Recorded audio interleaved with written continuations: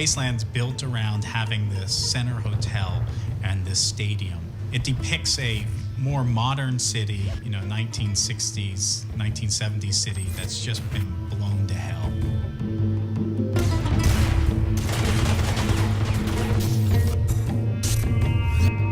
Typically what the process is for building a level for Confrontation, it starts with the designers, and they go off and use a package called SketchUp, which will just allow them to very quickly draw top-level design of what a Confrontation level looks like. Because when design creates these levels, there's no texture, there's no detail. It's a very neutral set piece, essentially, and then it needs the paint.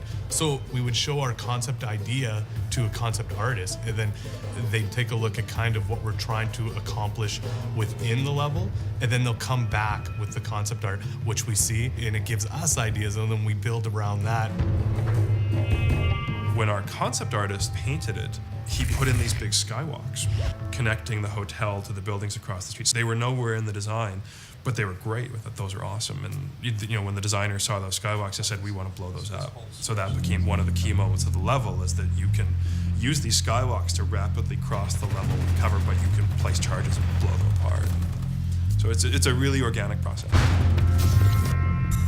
Originally, we had a much larger space for the level, so you could go out into surrounding streets and alleyways, but we found that it was just too big. Even with 32 players in the game, people were getting spread too thin. So we brought that in, we closed off some of those outside alleys, and again, just refocused it on the hotel in the center. This big monolithic structure that would be the anchor of the level, and it created all this height.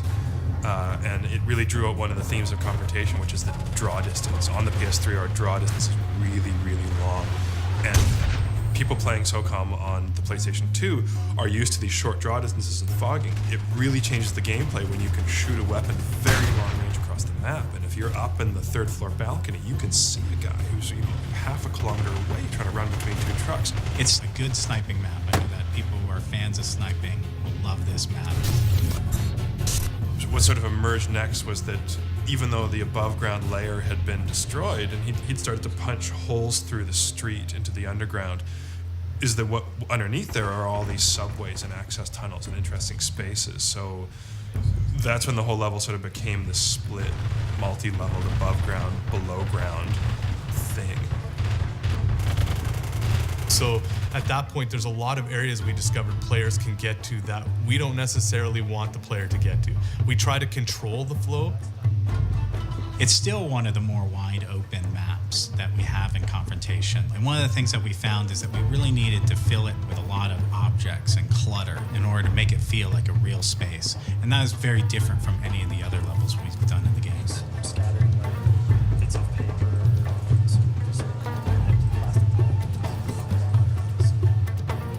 There's actually 2 or 3 different kinds of what we call debris. Cheap debris, it's fairly inexpensive for us to process that kind of stuff.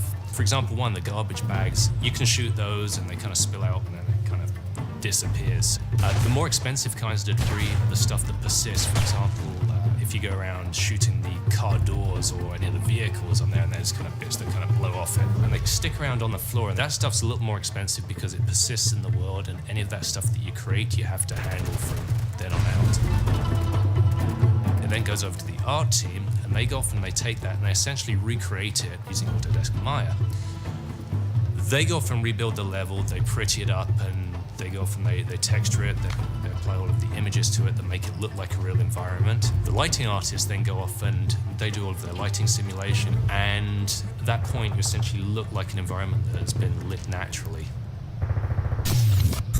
The level of detail that we're able to put into this ruined city and the view of the hotel with all the clouds and dust and smoke really is something unique that we haven't been able to accomplish in any other Socom level.